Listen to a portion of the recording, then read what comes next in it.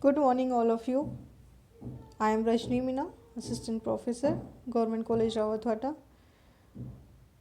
In previous videos, we have discussing about the poem Ode to the West Wind, written by Percy Bysshe Shelley.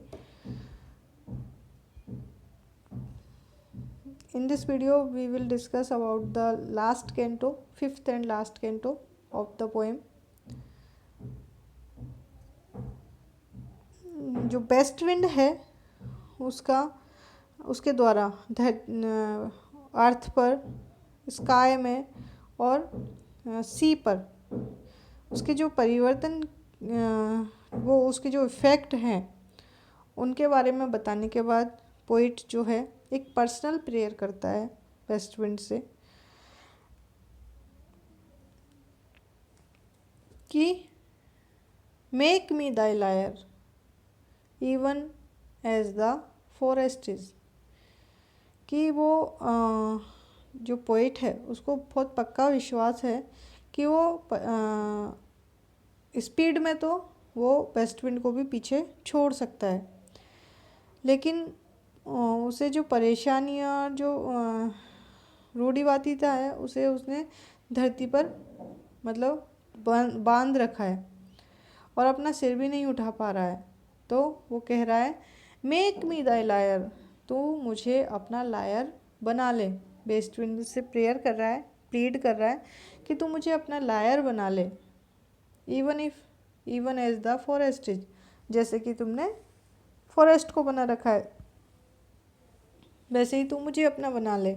What if, क्या हुआ, my leaves are falling like its own, कि मेरी पत्तियाँ गिर रही हैं अपने आप। जैसे कि ऑटम के टाइम पर पेड़ों की पत्तियाँ गिरती हैं, वैसे ही मेरी पत्तियाँ गिर रही है। मतलब मेरी एज हो रही है, मेरी जो ब्यूटी है वो ख़त्म हो रही है, मैं अपने जो जवानी का टाइम है उसको खो रहा हूँ, लेकिन इससे कोई फ़र्क नहीं पड़ता है। The tumult of the mighty harmonies will take from both a deep and autumnal tone. कि जो तुम्हारी शक्ति है वो, उसका जो कोलाहल है वो संतुलित कर देगा और वो ले जाएगा। विल टेक फ्रॉम बोथ, हम दोनों को एक साथ ले जाएगा। ए डीप एंड ऑटमनल टोन, एक गहरे ऑटमनल टोन के साथ कहाँ ले जाएगा? स्वीट दो इन सैडनेस। तो ये सब स्वीट है, हालांकि परेशानियां हैं और उन परेशानियों से मैं बहुत मुश्किल से अपना सिर उठा सकता हूँ और मैं जीवन के अपने आकर्षणों से हीन हो गया हूँ, उन कांटों पर गिर गया हूँ जो उसके हिस्से में आ गिरे हैं और उसके जीवन की खुशियाँ ख़त्म हो गई है। लेकिन अब मैं कुछ करना चाहता हूँ। बी दाओ, मैं तुम्हारी तरह बनना चाहता हूँ, तुम्हारी तरह अनकंट्रोलेबल बनना चाहता हूँ। फियर्स स्पिरिट फियर्स, तुम्हारी तरह उग्र बनना चाहता हूँ। माई स्पिरिट, तुम मेरी आत्मा बन जाओ, मतलब तुम मेरे अंदर समा जाओ, तुम्हारी शक्तियों को मुझे दे दो। बी दाओ मी, और तुम कंप्लीटली मेरे अंदर समा जाओ, अपनी शक्तियों को मुझे दे दो। इम्पेचुअस वन, जैसे कि तुम अनकंट्रोलेबल हो वैसे ही तुम मुझे भी अनकंट्रोलेबल बना दो। Drive my dead thoughts over the universe, और तुम मेरे जो ये डेड थॉट्स हैं इनको पूरे ब्रह्मांड में ले जाओ और फैला दो। कैसे फैला दो? Like withered leaves to quicken a new birth, जैसे कि सूखी पत्तियाँ जो हैं उनको वेस्ट विंड उड़ा के ले जाती हैं और ज़मीन के अंदर दफन कर देती है। तो जैसे ही ऑटम सीजन आता है उनके अंदर से एक न्यू बर्थ, नया जीवन अंकुरित होता है। वैसे ही मेरे डेड थॉट्स हैं, इनको पूरे ब्रह्मांड में तुम फैला दो, तो मुझे पक्का विश्वास है कि इनके अंदर से एक नया जन्म होगा। मतलब नई ट्रेडिशंस आएंगी और इन पुरानी ट्रेडिशन को हटा देगी वो नई traditions. And by the incantation of this verse, incantation मतलब जादू से, इस वर्स मतलब दिस पोएम, इस कविता के जादू से, जो मैं कविता बोल रहा हूँ इस कविता के जादू से को कुछ ना कुछ चेंजेस तो आएंगे।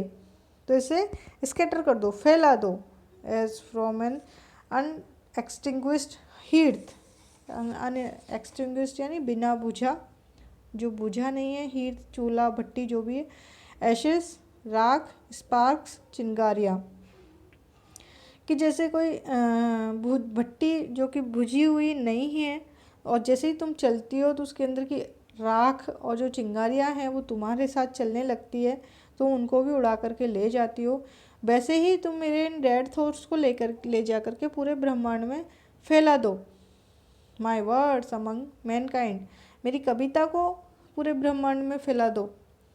और मेरे शब्द जो हैं, मेरे शब्द पूरे ब्रह्मांड, जो मानव जाति है उनके ऊपर तुम फैला दो, ताकि उनके ऊपर कोई ना कोई तो इफ़ेक्ट होगा, उनके ऊपर कोई ना कोई प्रभाव तो होगा। Be through my lips to unawakened earth, और जो सोई हुई पृथ्वी है उसको मेरे लिप्स के थ्रू तुम जगा दो, उनको वो शक्ति दे दो कि वो एक क्रांति ला सके। The trumpet of A prophecy, तो पोइट जो है वो वेस्ट विंड से प्रेयर कर रहा है कि उसे ऊपर उठाकर उसे अपनी शक्ति दे दे, ताकि वह सारी जो चेन्स हैं उनको तोड़ करके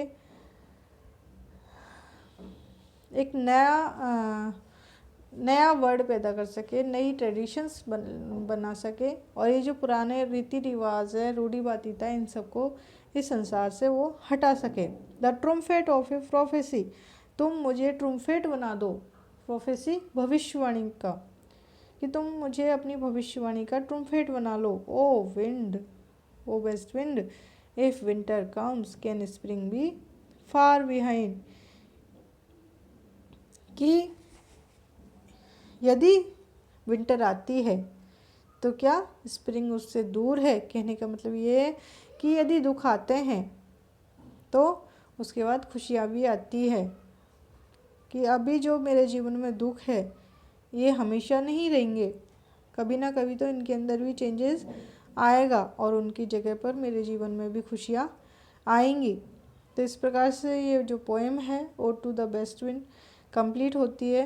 लास्ट के 2 कैंटोज में पोइट अपनी पर्सनल परेशानियों को वेस्ट विंड के साथ कंपेयर करता है और उससे कहता है कि मुझे भी अपने जैसा बना ले, और इन रूढ़िवादिताओं से, इन परंपराओं से मुझे ऊपर उठा ले, ताकि मैं अभी एकदम हल्का हो जाऊं और तुमसे भी तेज आगे चल सकूं। इस प्रकार से पोएम ख़त्म होती है। Thank you so much. If winter comes can spring be far behind, ये जो लाइन है ये वेस्ट विंड की जो कि शैली के द्वारा लिखी गई है, वो बहुत फेमस लाइन है। एक बहुत फेमस कोटेशंस के अंदर इनको रखा जाता है। Thank you so much.